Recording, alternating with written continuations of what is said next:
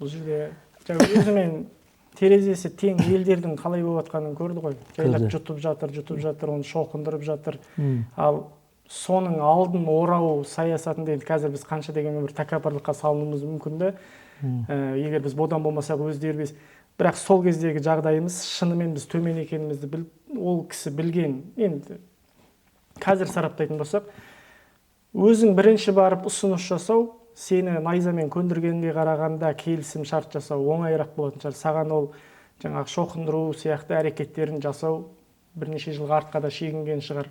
Алғашқы жылдар енді шынымен бір одақтас ретінде басталған жұмыстар ғой. Егер ол болмағанымен уақыт өте келе оны күштеп жасайтын еді. Сол күштеп жасайтын ол алдын ала біліп, соның алдын орау мақсатында мүмкін өзі бірінші ұсыныс айтуда мүмкін шығар деген ойға келуге бола ма бұл жерде? Ондай тағы да бұның екі-үшті жауабы бар енді бұл. Мынау қазақтарға бодандық қалу жөнінде сол кезде Анна Ивановна елші жібереді қазақтарға. Шығу тегі сол Ноғай, татар, Құтлық Мәмбет деген кісі келеді, ол Тевкелев.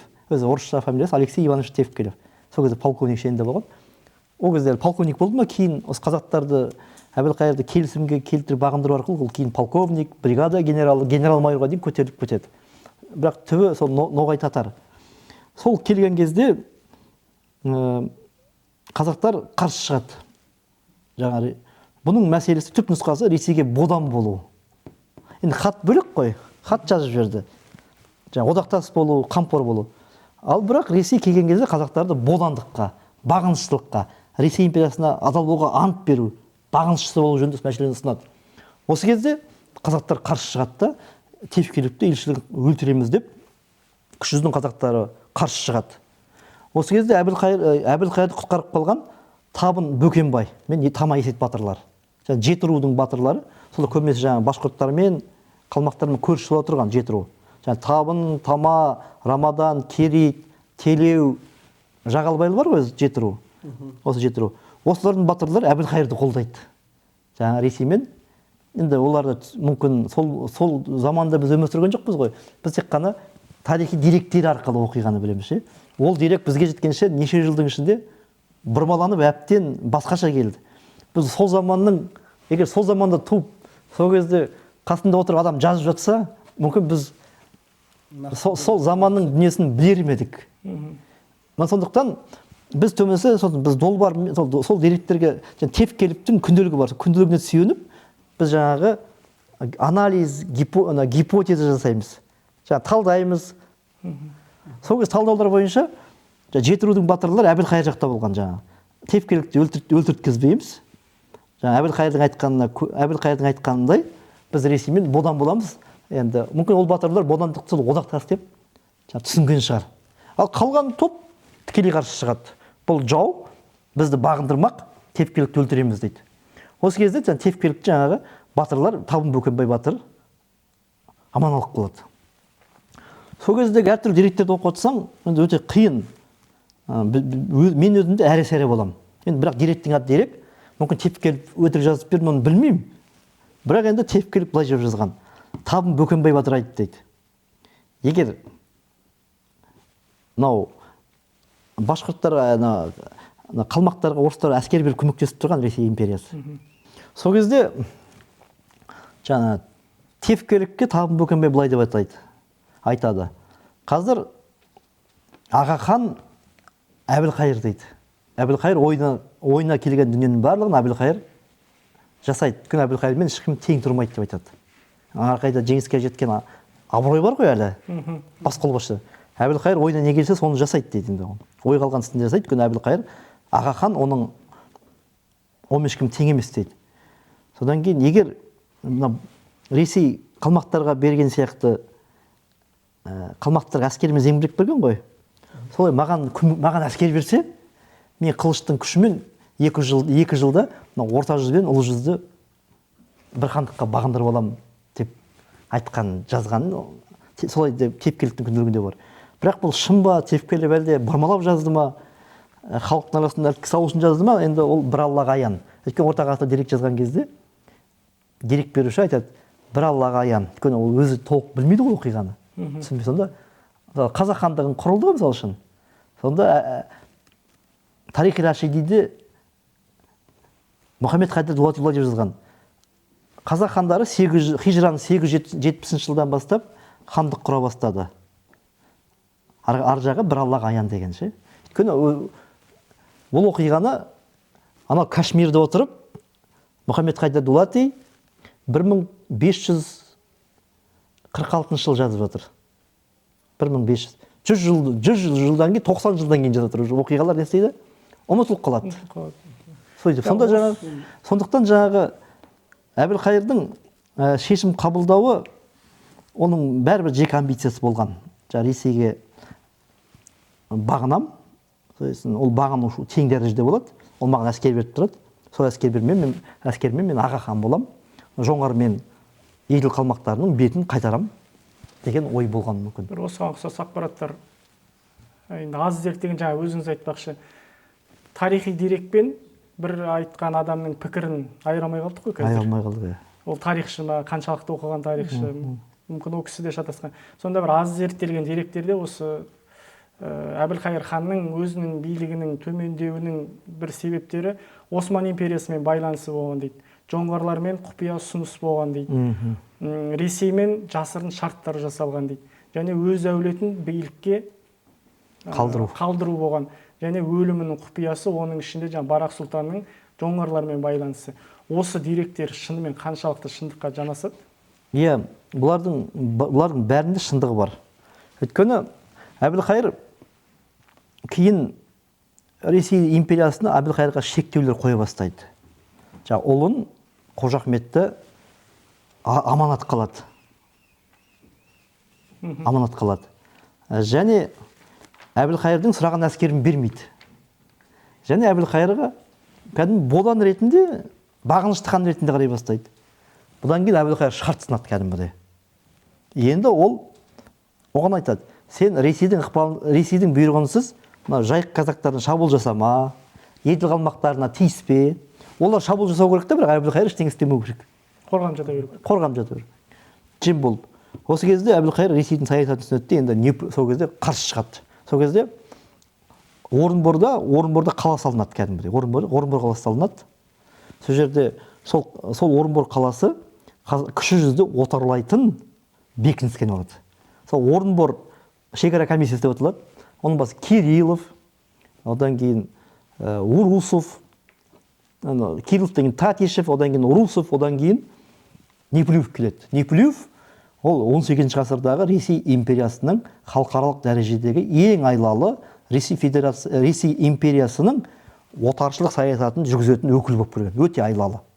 Сол Әбілқайыр шектеп, енді Неплюев пен Әбілқайыр тікелей қақтығысқа барады. Жаңа Әбілқайыр 1746 жылы 1000 әскермен Еділ қалмақтарын шабуыл жасайды. Қыс айында, ақпан айында. Ол ақпан айында жорыққа шығу деген көшпелілер оған күз бойы дайындалады. Өйткені біз соғыс жазда болады ғой. Мұз қатқан бетте, жайық мұз қатқан бетте Еділ шауып отырады. Одан кейін 1747 жылда Әбілқайыр әскер бастап, мұз қатқан бетте қыс бойы шабуылдауын болады. Өйткені ол Неплюевке қыр көрсетіп, жеке өзінің тәуелсіз екенін көрсету. Осы кезде Әбілқайыр 1745 жылы Орталық Азияның Жоңғар хандығының ең ірі билеушісі Қалден Серен өледі. Оның орнына Лама Доржы келеді. Лама Доржы әкесіндей болмайды, әлсіздеу болады кішкене. Енді Жоңғар хандығы әлсірей бастайды. Осыны аңғарып қояды да, енді өзінің қызын Жоңғар хандығына ұзатпақ болады, өзінің қызын. Оған Ресей бұдан қатты қорқады. Өйткені бұл Әбілқайырдың халықаралық дәрежеде шалт қимылдауы, жеке өзі саясат жүргізе бастады, халықаралық дәрежеде. Әбілқайырдың қаншалықты саяси жағдайды, қаншалықты мемлекеттер жайлы ақпараттар терең біліп отыр. Жоңғар хандығының ішіндегі болып жатқан жағдайды біліп, өзінің қызын Лама Доржыға ұзартпақ болып, оған елші жіберіп, Жоңғар хандығы мен Әбілқайырдың арасында тығыз байланыстар болып кетеді. Бұған Ресей бұдан қатты үрейленеді. Бұл кейін Әбілқайыр өлгеннен кейін бұл істі Нұралы жалғастырмақ болды, бірақ қыз қайтыс болады. 1750 жылы маған сол қыз көреді. Сонда ол қызды өлтіріп кетті ме? Сөйтіп бұл Әбілқайырдың Жоңғар хандығының байланысы, шығыс дерек бойынша, шығыс дәстүр бойынша некелесу, бір-бірінен қыз алып құда болу, ол саясат, шығыс дипломатиясында ол байланыс солай жүргізілген, құда болу. Сондықтан жаңа осы жоңғар хандығымен тікелей Әбілқайырдың іс-әрекет жасау бұл аға хан екендігін білдіреді. Оған басқа ешкім қой деп отқан жоқ қой. Міне немесе билер міне сондықтан енді ол Ресеймен де жаңа сіз айтпақшы, Ресеймен де жасырын шарттармен келіседі. Әскер сұрайды, қала салуға әскер сұрайды. Сол әскермен сол басқа билеушілерді барақтарды қорқытқысы келеді. Әбілқайырдың да айлалар болған. 1738 жылы Сәмеке хан башқұрттарға жорық жасамақ болған, шапқыншылық.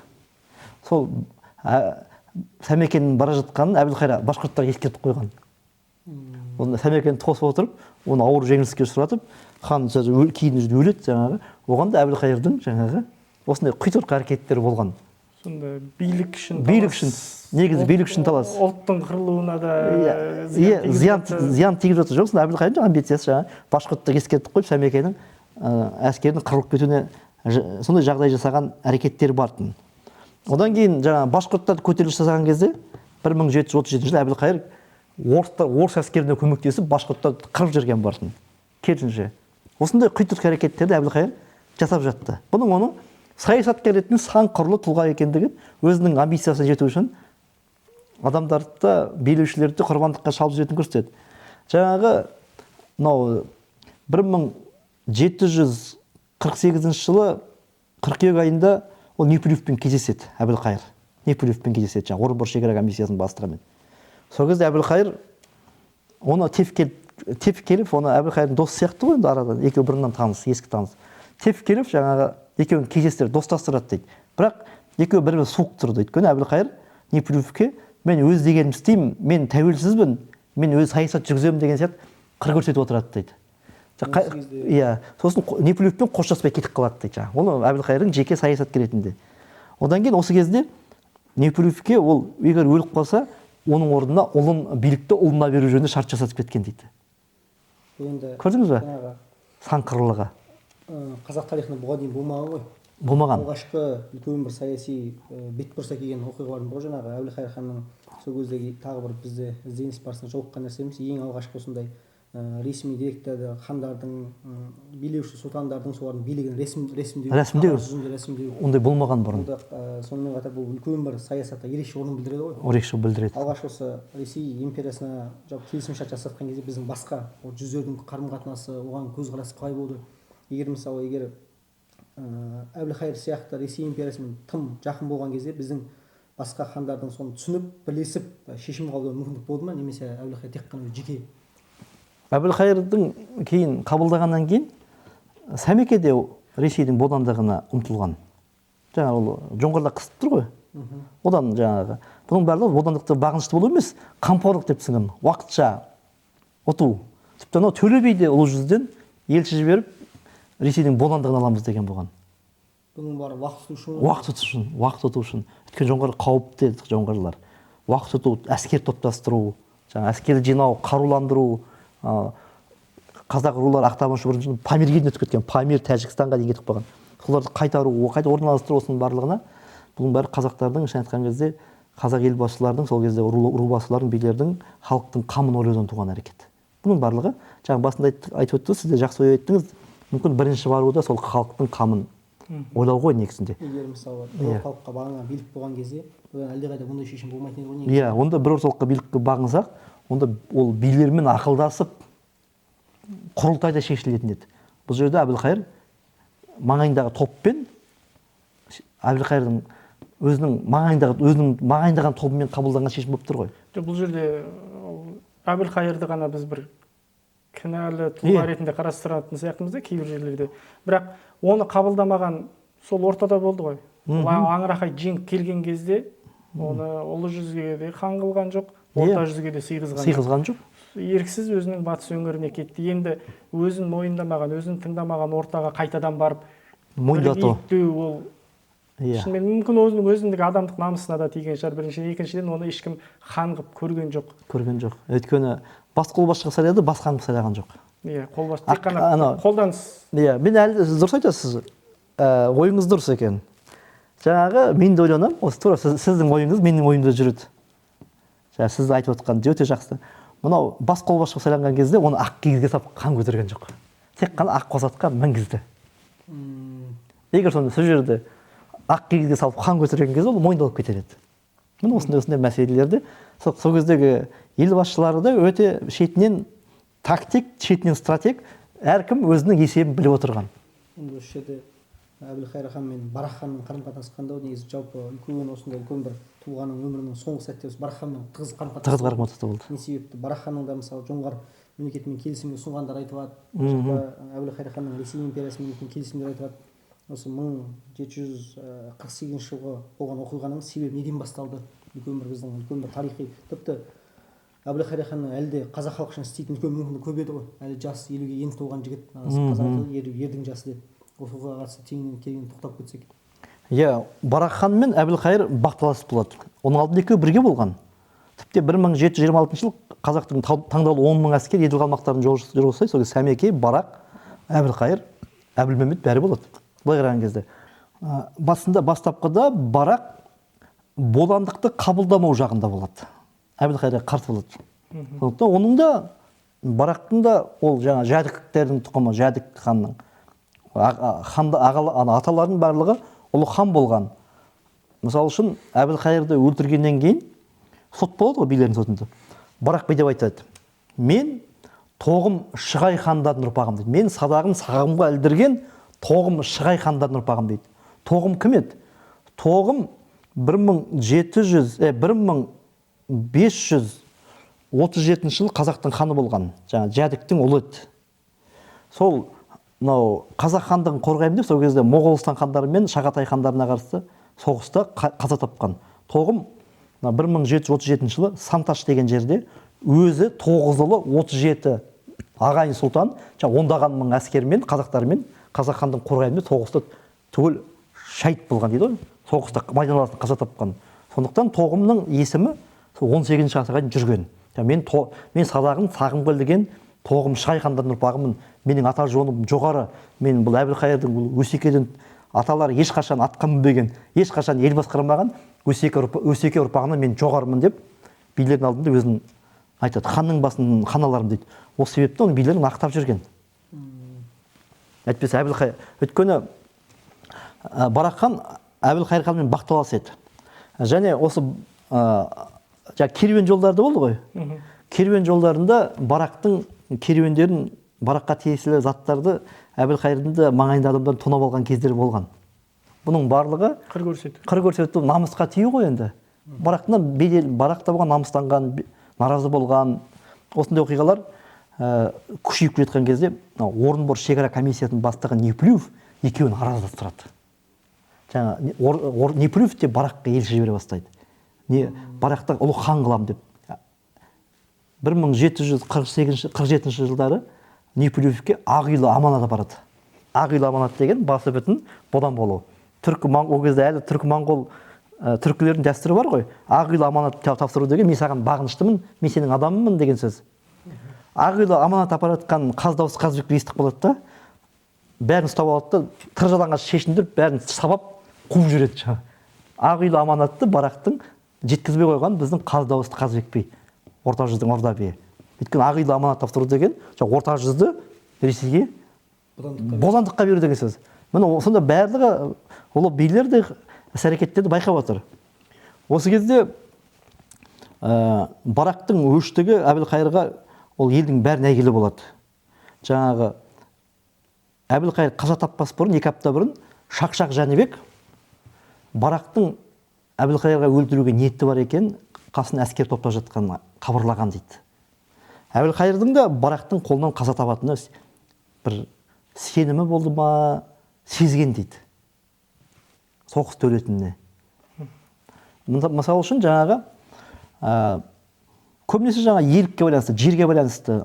Сол кезде қарақалпақтар, Әбілқайырға бағынышты қарақалпақтар болған, рулар болған. Барақ соған шабуыл жасайды. 4500 әскермен болған қасында болған 4500 әскер. Сонымен қарақалпақ руларына шабуыл жасайды.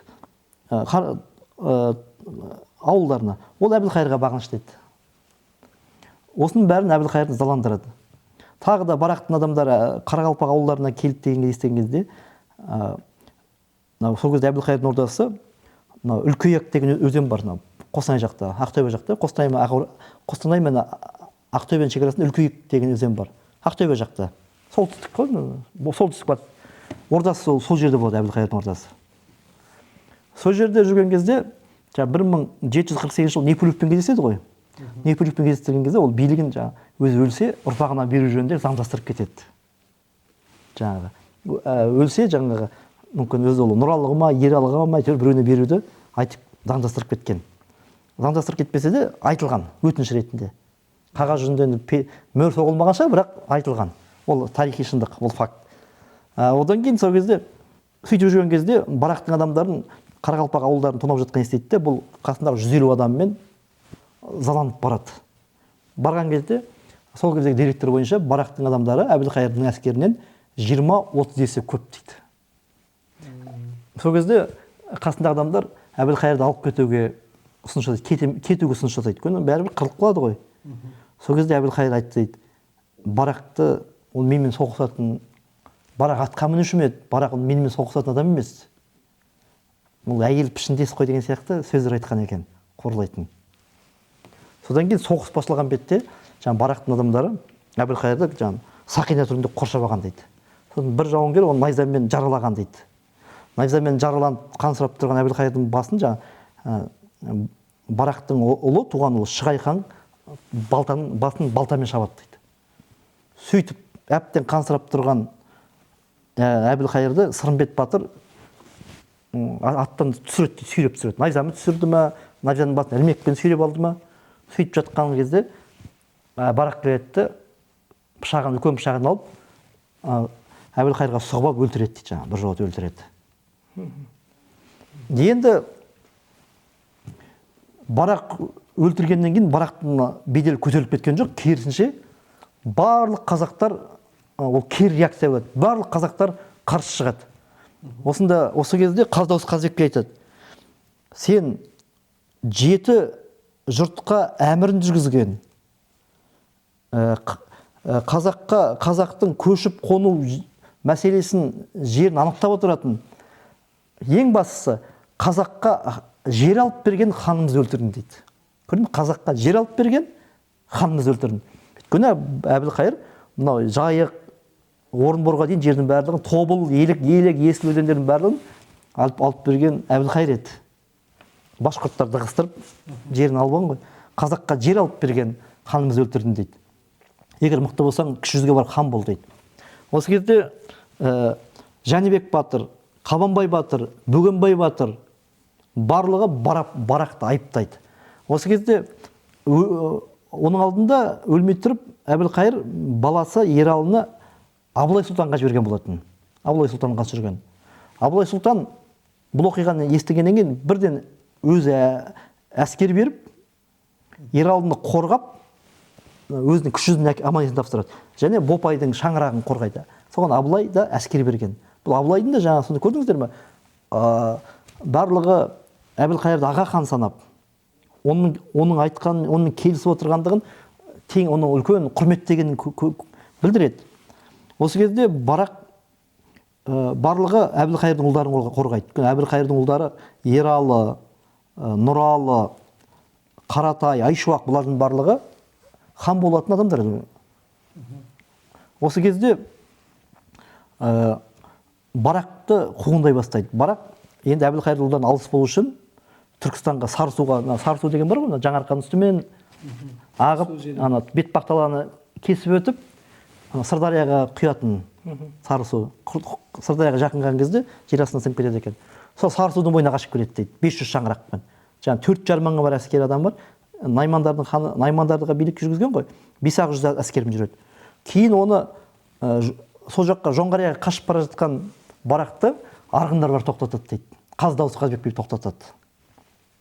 Сөйтіп оны айтып Жоңғарияға қашып кеткен жоңғарлармен келісім бар. Олардың да қолдауы. Сөйтіп оны тоқтатады. Содан кейін өте қиғаш жағдайлар болып кетеді. Сол кезде ұлы жүздің Төле би оны ұлы жүзге хан болуға шақырады дейді. Сосын барақ өз өтініш жасайды. Жаңа Алшын, Найман тағы Қаракесек тағы ірі рулар, кіші жүздің рулары 4 би оны соттайды. Сотта жаңа сөздер айтылады, мен садағын сағымға ілген Шығай Тоғымхан ұрпағым деп жаңағы Әбілқайырдың да барлық кінәларын айтады. Ресейге бодан болуын, бодандық кетергендігін, одан кейін өзінің керуен сауда жолдарын тонап алғанын, керуендерін тонап алғандығын, ол Қайыппен Хиуаның ханы Қайыппен құда болады. Қайыптың жіберген керуендерін Әбілқайырдың адамдар алып тонап алса керек. Осының бәрін айтқан кезде билер шартты түрде Барақты ақтап жібереді. Барақ былай айтқанда өлімнен аман қалады. Бірақ Әбілқайырдың ұлдары қайтсе де Барақты өлтіруді ойластырады. Әбілқайырдың ұлдары да Жоңғарияға шығады. Жоңғар жақтан. Осы кезде 1750 жылдары Иқан, ол 1740 жылдары ақталғаннан Иқанға барып тұрады. Иқан деген қала болған, Түркістанның қасында. Қазір Иқан деген ауылы бар, 20-30 мың адам тұрады. Сол жерде орталық болған. Медреселер болған Иқанда, Қарнақта медреселер болған. Сол Иқанда тұрған кезде Әбілқайырдың ұлдары жаңағы тіпті кімді сарт деген сөздерді қолданады жаңағы. Біз қайтсек те жаңағы сарт өлтіруіміз керек деп. Батыр емес, ұлдан сарт деген сөзді қолданып өйткені әкесін өлтіргеннен ол өшігеді. Осында Иқанда отырған Барақ сұлтан белгісіз жағдайда оны Жоңғариядан жіберген тыңшылар болса керек, оны улап өлтіреді. Қалай құпия өлімі. Сөйтіп Әбілқайыр ұрпақтарының да қолынан өлуі мүмкін ғой. Иә, мүмкін Әбілқайыр ұрпақтары. Бірақ Әбілқайырдың ұрпақтары олар да Жоңғариямен байланыс жасай бастаған. Барақты қолдарына беру жөнінде мәселе. Сондықтан бұл өте бір, енді бұл жерде ең ірі мәселе елдік мәселесі. Орта жүз бен кіші жүз бір-біріне қару көтерген жоқ қой. Ешқандай билеушілер енді ханның басын хан алады деген көшпенділердің дала заңы бар. Екеуінде де аталары бір. Енді екіншіден жаңағы Барақтың аталары бәрібір жоғары хан болған, ел басқарған. Сол дала заңы бойынша орта жүз бен кіші жүздің арасында ешқандай дау туған жоқ. Тек қана Барақты жеке бөліп алды. Барақ үшін де оның да хандығы бар ғой, бағың елі бар. Олар да Барақты қорғаған жоқ. Сонда бұл қазақтың 18 ғасырдағы әділеттілігі, данышпандығы, біздің ел болатын халық екенімізді, біздің шын мәнінде елдік мүддеміздің жоғарылығын біз қазір тегіннен-тегін әлемнің 9-шы территориясын алып, біз ірі ел болып қазір орта держава отырмыз ғой. Біз тегін болып егін ел емеспіз. Қазақ дана халық, батыр халық. Сонда жаңа 18 ғасырда барлығы қылыштаған, барлығы батыр, барлығы ел жүрек, төмен қол жасақтай алатын батырлардың барлығы келісімге келген. Мысалы үшін мұндай жағдай жоңғарлардың ішінде болсын, жоңғарлар бірін-бірін қырып жерді ғой. Кезінде Бұхар жау айтты ғой. Ана өзінің ханын талаған жоңғар қалмақ, ит қалмақ содан оңбай кетті деп айтты ғой.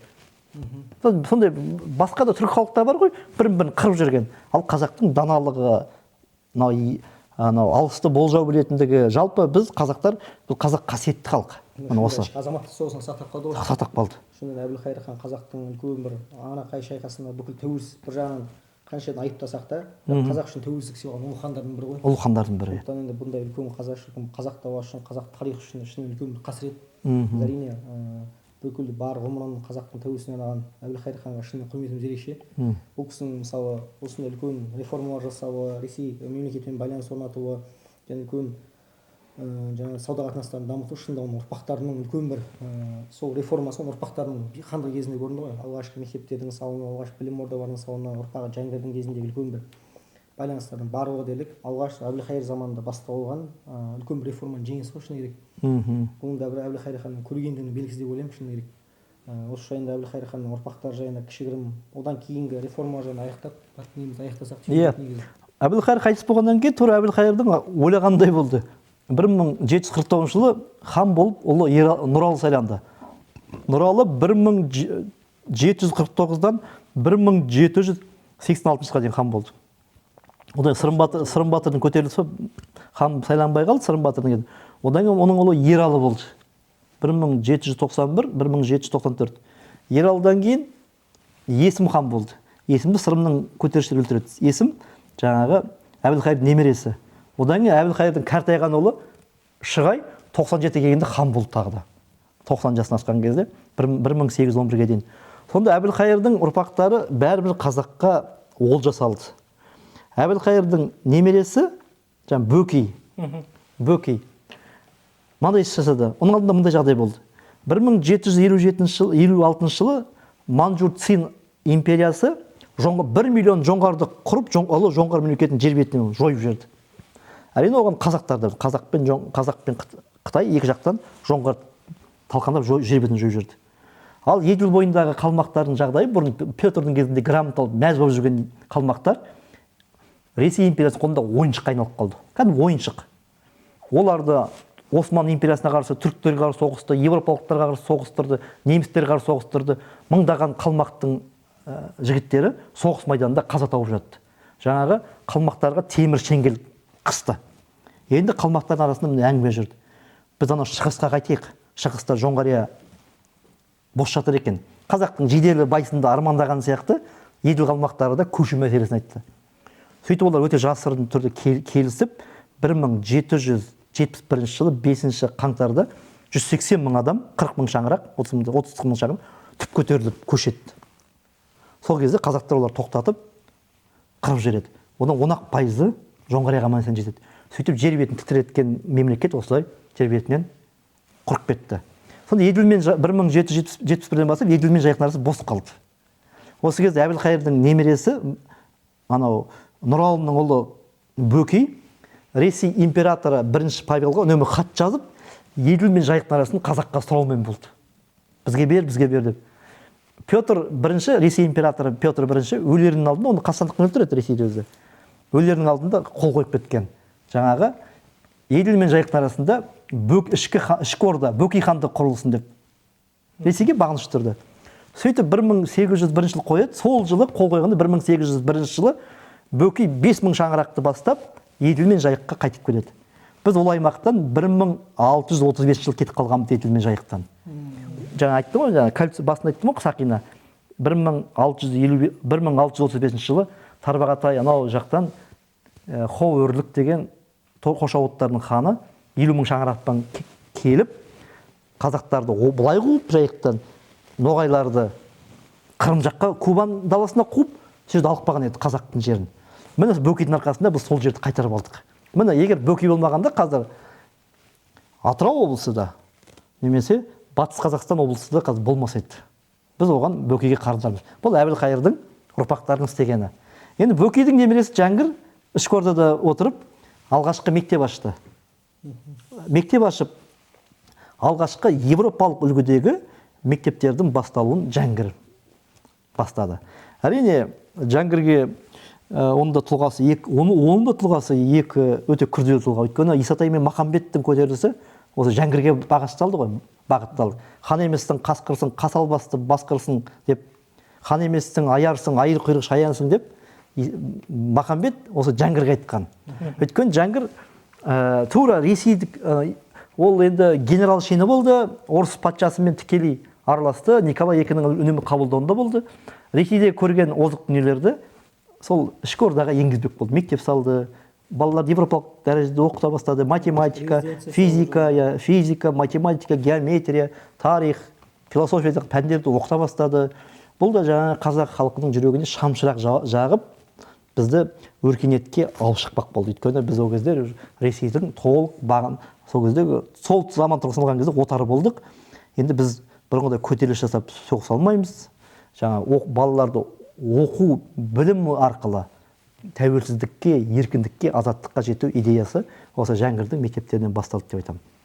Сондықтан жаңа Әбілқайырдың ұрпақтары генералдар шықты, профессорлар шықты, елге қызмет жасаған батырлар шықты, ғалымдар шықты, дәрігерлер шықты. Жалпы Әбілқайырдың ұрпақтары қазақ тарихында ізгі іс атқарған адамдар болды. Әбілқайыр таңға соғып айтуға болатын тұлға ғой. Енді ол Жәңгір хан өзіңіз айтпақшы, Махамбет пен қарама-қайшылығының арқасында мүмкін осы Ресей империясының салқындығы ма, бүгінгі күнге дейін Жәңгірдің нақты тұлғалық несін біз айтпай келдік. Жаңағы сіз айтқан не салу, алғашқы мектептер салу, оның ішінде аурухана, дәріхана, халық санағы, жерді есепке алу, құжатты қағаз, яғни байланысты қағаз түрінде жүргізу сияқты көптеген реформаларды алып келген Жәңгір хан екен біз қазіргі уақытта біліп жатырмыз. Енді осы жерде бізде көп сұрақтар Әбілқайырдың негізгі тұлғалығы көп зерттелмейді, көп нақты бейнесі тек қана сол боданға қол қойған жек көрініш тұлға ретінде қалып кеткен сияқты. Енді оның ішінде біз кітаптардан өткенде қарасақ, 5-7 сыныптар тек тарих пәнінде оқытылады, қоғам тану сабағында тек саясаткер ретінде оқытылады, оның өзінде сол Ресеймен байланысы ғана айтылады. Және өлкетану деген пәнде оқытылады. Өлкетану деген ол сол бір жердің адамдарын ғана оқытылатын пән. Енді яғни сонда Әбілқайырдың нақты тұлғалығы бізде батыс өңірде ғана оқытылады деп айтуға болады. Кейіннен бұл кісілерді жайлап жаңғырып валютамызға шығардық. Бірақ бұған да қарама-қайшылықтар көп болды. Көп адамның кейбір пікірі бар екен.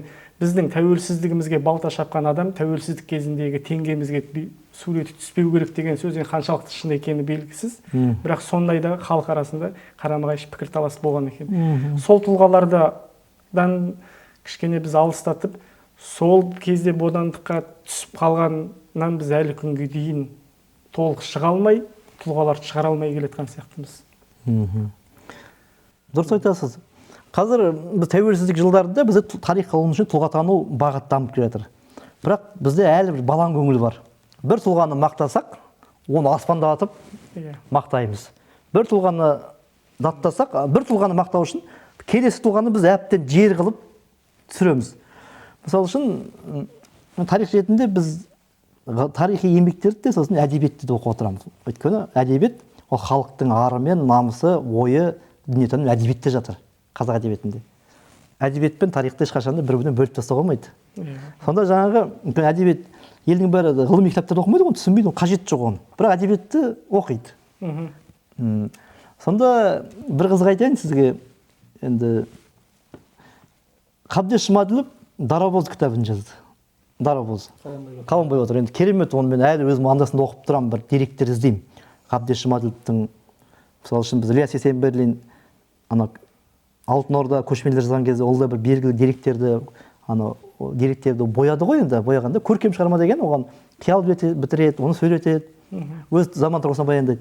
Сонда Қабдеш Жұмаділовте өте неге сүйенді екен деп, қай дерек оқыды мен әдейі іздеп оқып тұрамын. Сол кезде мұндай сөздер бар. Әбілқайыр жек көреді Қабдеш. Тәуелсіздіктің алғашқы жылында жазылған, 94 жазылған. Әбілқайырды әбден оңбаған, жексұрын, Аңырақайдағы шайқаста әскерін алып кеткен, Әбілқайырды барынша жер қылып кінәлайды. Сол кезде Әбілқайырды кінәлаған кезде Қабдеш Жұмаділовтың шоқпары Шақшақ Жәнібекке тиіп кетіпті. Әбілқайыр жек көрем деп. Сонда мұндай бір эпизод бар, мен әлі білемін. Шақшақ Жәнібек темекі тартып отыр екен дейді. Кітапта бар. Қай бет екенін ұмытып қалдым, бірінші томда ғой деймін. Темекі тартып отыр. Сол кезде оған келіп айтты дейді, қазақтың қай бір батыры. Ей Жәнібек, аузыңды ошақ, мұрныңды мұржағы болсын деген сияқты сөздер қолданып жүрген. Енді аны оқыған адам Шақшақ Жәнібектің де құрметтемей қалуы мүмкін. Сондықтан біз тәуелсіздік жылдарында көбінесе қазір әлі біз балаң көңілден арылмай келеміз. Өйткені біздің мемлекет болғанымызға, қайтадан тәуелсіз болғанымызға 34-35 жыл ғой енді бәрі. Ал оған дейін біз ұзақ уақыт бізде шын айтқан кезде біз өз-өзімізді басқарған жоқпыз. Енді Алаш қозғалысы, Алаш партиясы, ол ғаламат, ренессанстық дәуір әкеп, қазақты оятты Алаш. Алаш рухтанып, осы күні мемлекет құрып отырғанымызда сол Алаштың рухы, Алаштың қасиеті. Біз Алаш арқылы өзіміз сақтап қалдық. Ал бірақ тағы да көбінесе Мәскеудің арқасында, Мәскеу бізді жүргізіп отырды ғой. Сондықтан қазір енді тарихты ғылым зерттеген кезде эмоциядан арылу керек. Эмоциядан, тарихи сол заман тұрғысынан баға беруіміз керек. Қазір кино түсірсек те өзіміз нені ойлаймыз? Енді біздің біліміміз аздық көп тұр ғой. Өзіміздің ой пікірімізбен сол адам осындай киім киіп қоямыз, сондай сөздер айтқызамыз. Мүмкін 18 ғасырда ол сөздер, ол киім басқаша болған шығар. Біз жазба тарихтың болмағандығы. Сондықтан біз тұлғаларымызды дәріптеу керек, зерттеуіміз керек. Бұл Әбілқайыр тақырыбы тоқтамау керек. Бұның Әбілқайыр Жәңгір ханға дейін оның ұрпақтарының халық үшін жасаған қызметі бағалану керек. Өйткені біз мемлекет құрдық қой, біз мәңгі мемлекет құрамыз деп отырмыз. Қияметке дейін мемлекет. Демек, тарих әлі жасалады. Бізден кейінде салиқалы ойлайтын, тарихқа қызық ретінде қарамайтын, шын зерттейтін ұрпақ келеді. Өйткені ғылым бізге дейін 1000 жыл жасалды, бізден кейін 1000 жыл жасайтын ұрпақ келеді. Кім айтты ғой, мысалы үшін Ахмет Байтұрсынов, әр ұрпақтың өзіне артылар жүгі бар, соны келесі жаққа дейін біз не істеуіміз керек? Артып апаруымыз керек. Біз де біз бұл үшеуміз отырып өз миссиямызды дұрыс атқарып, келешек ұрпаққа ой салып кетуіміз керек. Өзіміздің міндетімізді атқару керек. Ал келешек ұрпақ ол бізден де білімді, олардың қолында бізден де құпия деректер және тарихқа дұрыс баға беретін ұрпақ келеді. Сондықтан ең басты мәселе елдік азаттық тәуелсіздік керек бізге. Рахмет аға, көп рахмет. Шынында тұшымды ойларыңызбен Әбілқайыр хан енді шынында қандай жағдай болса да, мүмкін осы эмоциялық саяси, осы саясатта эмоциялық баға берудің арқасында шығар Әбілқайыр хан оң бағасын алды. Әбілқайыр хан енді сөзіміздің түйіндік айтып кетсек, осы бүгінгі түсірілімнен ұққанымыз шынында қазақтың тәуелсіздік жолында ең бір бар жанымен тәнімен күрескен ерекше бір тұлға. Қазақтың тәуелсіздігін осындай бір басқа ханда көре алмаған тұрғыда көрді. Жаңағы Ресей империясымен бірлесе отырып қазақ халқының ғылымға деген ұмтылысын арттыру, оның бір кішігірім саясатының реформасының көрінісі, оның ұрпақтарынан көрінді. Жаңағы Жәңгір ханның мүмкін егер Әбілқайыр хан басқан болып осы саясатын жүргізе алған кезде, жаңағы одан ертерек тұрғыда мектептердің ертерек ашылуы, мүмкін ертерек ғылым білімнің артын әлдеқайда ертерек көретін едік. Бұл да бір сол уақыттағы жеке амбициялық биліктің әр тұлғаның жеке амбициялық көзқарасының нәтижесінде осындай үлкен бір мүмкіндіктен айырылуымыз, бұл біздің кейбір ғалымдардың кейбір ғалымдардың пікірінше қазақ халқының аяулы мүмкіншіліктен айырылған кезең екен. Сондықтан осындай үлкен тұлғамыздың зерттеулерінің дами беруінен өзіңізге рахмет, осындай таныстырып жатқаныңызға. Құрметті көрермендер, өздеріңізбен бүгін Әбілқайыр хан туралы түсірген подкастымыз осымен тамам. Бізді қолдап пікір білдірулеріңізді сұраймыз. Еліміз аман, жұртымыз тыныш болсын.